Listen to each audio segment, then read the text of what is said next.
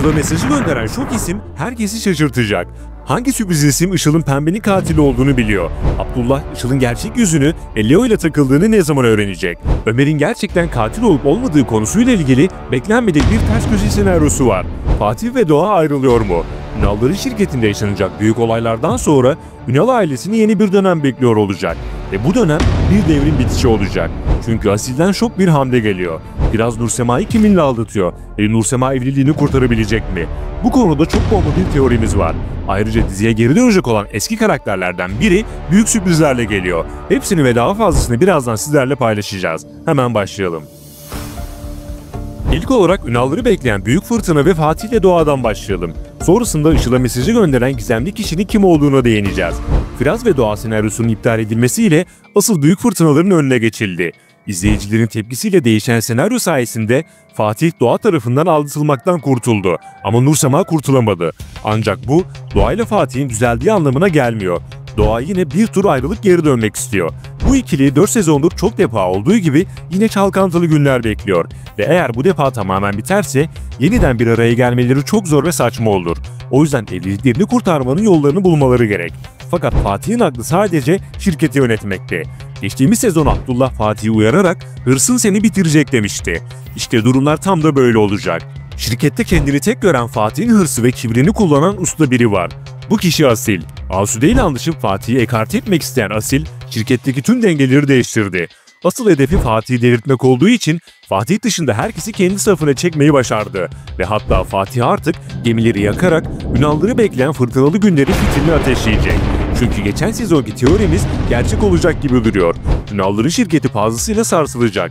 İşler bozulmaya doğru gidecek.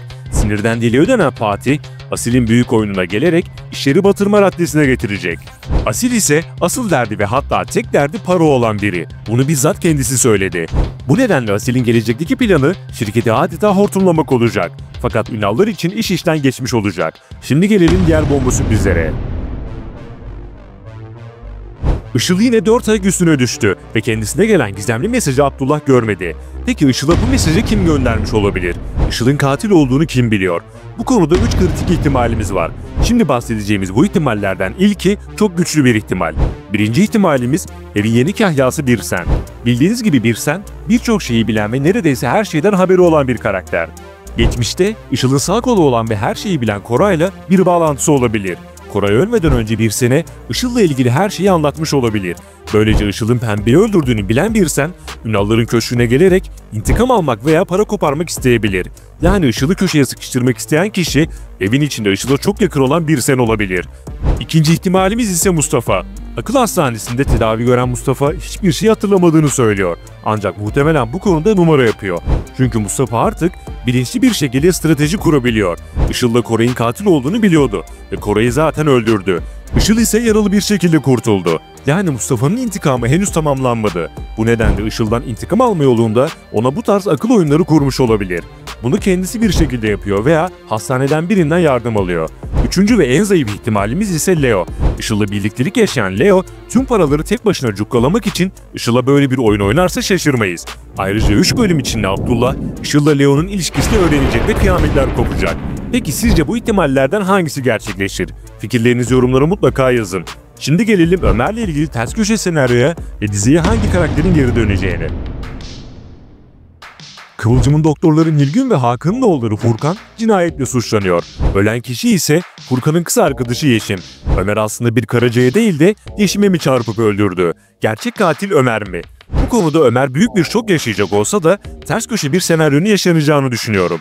Yani ilk etapta katil Ömer'miş gibi bir izlenim verilse de ve hatta Ömer bu konuda şok olsa da aslında gerçek katilin Nilgün ve Hakan'ın oğlu Furkan çıkma ihtimali çok yüksek. Fakat bu gizemli olay Ömer'in çok zor günler yaşamasına sebep olacak. Öte yandan senaryo değişti ama Firaz'ın Nursema'yı aldatma konusu değişmedi. Yani Nursema'yı izleyiciler de kurtaramadı. Ayrıca Nursema uzun bir aradan sonra kendini toparlayıp asık suratını gülen yüze çevirip Firaz'a yakınlaşmaya çalışıyor ancak Firaz için iş işten geçmiş gibi görünüyor. Demet adında biriyle takılan Firaz, Nursema'dan giderek uzaklaşmaya devam edecek. Şimdi bu konudaki bomba teorimizi söyleyelim. Firaz'ın konuştuğu Demet aslında Çimen olabilir mi? Dizinin eski karakterlerinden Çimen 3 bölüm sonra diziye tamamen dahil olacak. Demet'in kim olduğu gösterilmedi. Belki de Çimen yurt dışında yaşarken büyük bir dönüşüm geçirdi ve hatta ailesine hiç arayıp sormadıkları için isyan etti ve kendini Firaz'a Demet diye tanıttı. Elbette bu sadece bir teori. Çimen'in geldikten sonra ise büyük sürprizlere imza atması kaçınılmaz olacak. Sizler de bu konudaki fikir ve düşüncelerinizi yorumlarda belirtin. Son olarak dizinin reytinglerine baktığımızda 4 sezondur olduğu gibi her kategoride liderlik koltuğunda olduğunu görüyoruz. Yeni videoları kaçırmamak ve anında haberdar olmak için abone olup bildirimleri açabilirsiniz. Bir sonraki videomuzda görüşmek üzere. Hoşça kalın.